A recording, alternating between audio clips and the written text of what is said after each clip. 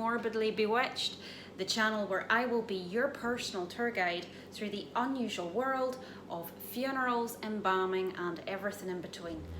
I'm your hostess Leanne. Let's get started. Death, dying, decay. Some of my favourite topics in life. But what do you do? When someone dies, you're faced with so many different options. Burial.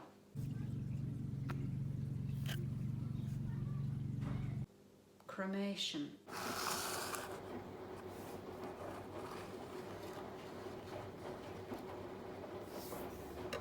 Aquamation.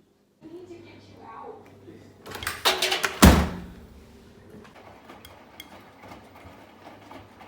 Cryogenics.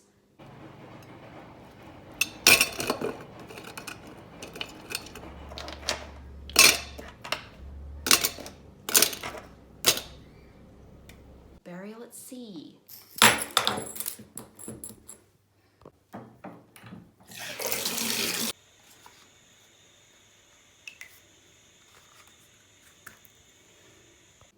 Self-mummification.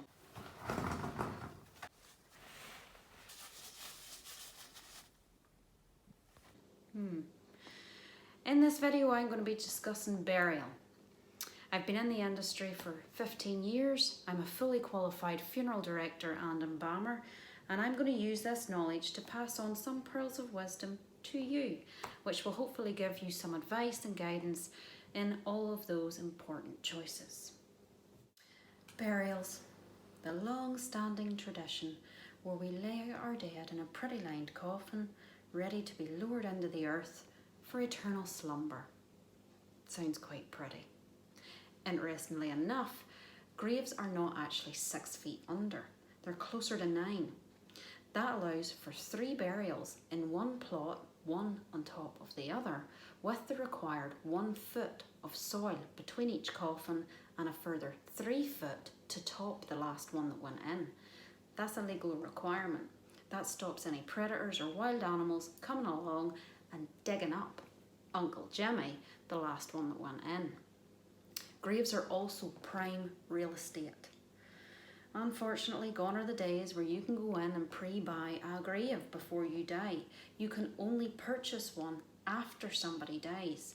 And unless you already own a grave, that means you basically fall into the category of council cemeteries. As idyllic as it might sound, you can't just drive along, see a gorgeous cemetery out in the countryside and think, you know what, that's the place for me. You can't do it. These cemeteries and churchyards are reserved for parishioners only, or people who already own a grave inside their churchyard. They're full. They can't just hand out brand new graves to anybody who wants them, which leaves council cemeteries. And council cemeteries base their prices on whether you reside in or outside of their area and the area that cemetery's in.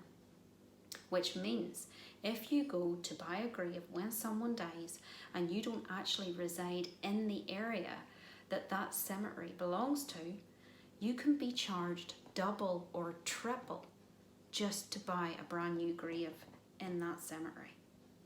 This is expensive stuff. This can range anywhere between £1,000 to £3,000, and that's today's money. That's estimated at today's money. I've actually looked back on grave deeds. I've seen grave deeds 40, 50 years old, which has the price of purchase down in the corner. And I've seen these graves being bought for things like £5, which gives you a rough idea of the inflation on burials. So you need to make these decisions now, where you want to go, what kind of money you're wanting to spend. Your funeral director will discuss all of these fees with you, or if you've got a family member at the minute that's quite unwell and you know that they want burial and you don't own a grave and they don't own a grave, nip down to whatever funeral directors it is that you want to use and they'll discuss the prices at the minute of what it would cost you to purchase a brand new grave in the cemetery that you want. At the time, your funeral director will also take care of this for you. So they'll get in touch with the council. They'll arrange for those grave deeds to be set up and that grave to be opened. When all is said and done, you will receive grave papers in the post, your title deeds. Hold on to these.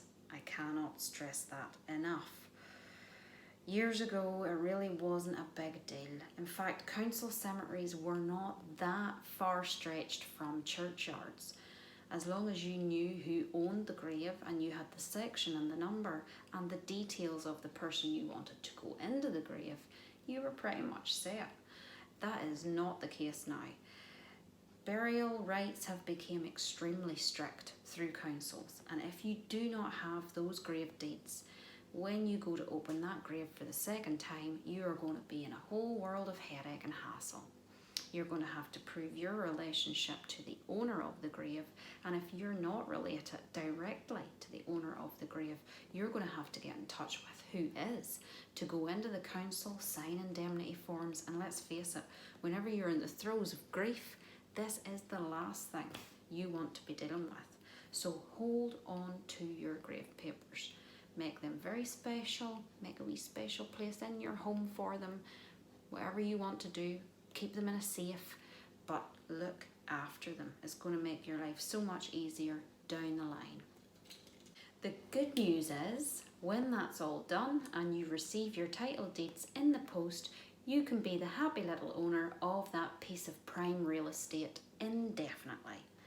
Unless, of course, at a later stage, you want to pass that ownership on to another family member, which can be done. But remember, it has to be done through the council and it's going to cost you money. I am going to be hoping to open up a comment section below, which means you can either ask me questions or voice your concerns on any of the topics I've raised in the videos, which will prompt me to then create another video and answer them, hopefully to your liking. Next video, I'm going to be discussing cremations and what to do with the cremated remains afterwards. So please subscribe and I'll see you soon.